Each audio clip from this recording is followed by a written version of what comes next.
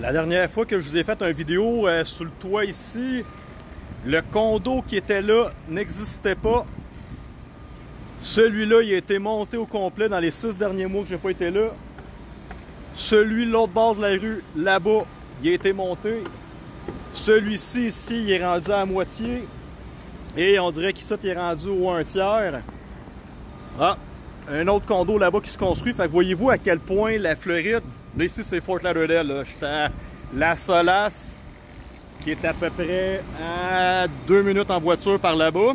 Et ça me permet de vous faire une petite... je vous montre ici le salaire des gens. Ça, c'est toute l'Amérique au complet, donc je vais zoomer. Le Québec, on est l'endroit, le 5e en bas, où c'est que la classe salariale, le salaire est le plus bas. Et la Floride, regardez ici, vous l'avez directement dans le milieu. Fait que faites un screenshot ou faites pause si vous voulez bien regarder. Le Québec, on fait partie des places que le salaire est le plus faible, mais le taux d'imposition du Québec est le plus élevé dans toute l'Amérique. Fait que si vous regardez ça au complet, là, l'endroit que vous payez le plus de taxes, le plus d'impôts, puis que vous avez zéro service, vous l'avez vu, là, il y a un toit d'une école qui est tombé à Montréal. Le gouvernement vient de couper encore 550 millions dans l'éducation. Les personnes âgées mangent du jello dans les CHSLD. Il y a des drag queens dans les écoles de vos enfants. Il y a les gens qui meurent à tous les jours de crise cardiaque dans les hôpitaux puis ne sont pas traités, puis des turbo-cancers, puis vous êtes sur des listes d'attente pendant des mois et des mois, peut-être même des années avant d'avoir une opération. Fait que on travaille tout notre temps, du lundi au vendredi, on fait du temps supplémentaire. L'inflation du coût de la vie de l'épicerie a augmenté de 25 %. Le coût des logements a augmenté de 67 %. Fait qu'on a une moyenne d'un coût de la vie peut-être d'une augmentation de 50 %. Le gouvernement te taxe 15 %.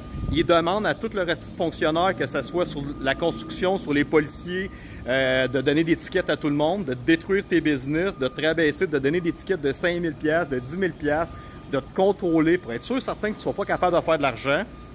Tu n'as pas un calice de crise de service. Tu travailles toute ta vie finalement pour donner 90 % de ton cash, 95 % de ton cash. Il te reste un petit 5 %, même pas. Ben, en 2025, il te reste plus de 5 %. On s'entend qu'à chaque semaine, ta paye est dépensée au complet. Puis en plus de ça, tu t'endettes sans arrêt. Le Québec, le moins source de revenus, est l'endroit le plus imposé. C'est un endroit, c'est une place du tiers-monde, là. C'est littéralement une fucking place du tiers-monde. Quand tu as la chance d'être en Floride, déjà ton salaire moyen, tu te retrouves au moins dans le milieu, mais Chris, tu payes 6 % ici sur les biens de consommation, zéro taxe sur l'alimentation. Tu vas au Costco, là, sur une épicerie de 500 $, là, de bouffe, ça va te coûter 502 $. Là, il y a un 2 $ de taxe, là, on ne sait pas pourquoi, là, des fois. Là.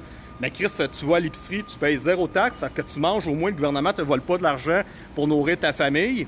Tu as des services, tu vas avoir une échographie, une radiographie, tabarnak, puis une coloscopie en 30 secondes, c'est ça en Floride. Tu as un meilleur salaire, tu es imposé maximum de 25 % si tu gagnes 400 000 et moins, puis tu habites au soleil.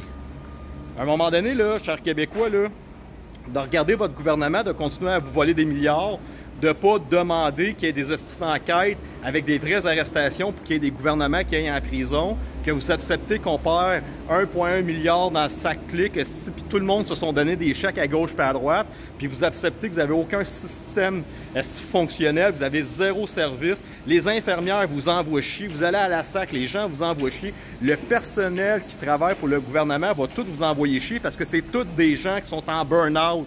C'est tous des gens qui sont plus capables de travailler dans la matrice, puis qui rentrent à tous les matins faire un crise de chiffre, puis ils détestent leur travail, ils détestent leur vie, ils détestent leur manager, ils détestent le coordinateur, puis ils envoient chier le citoyen qui s'en vient chercher son service parce qu'il vit dans un hostie de monde, puis il maintient tout le monde dans la vie de marde du Québec. Les salaires les plus pauvres de l'Amérique, mais l'endroit le plus imposé. Essaye de survivre dans ça, ça n'a pas un crise de bon sens.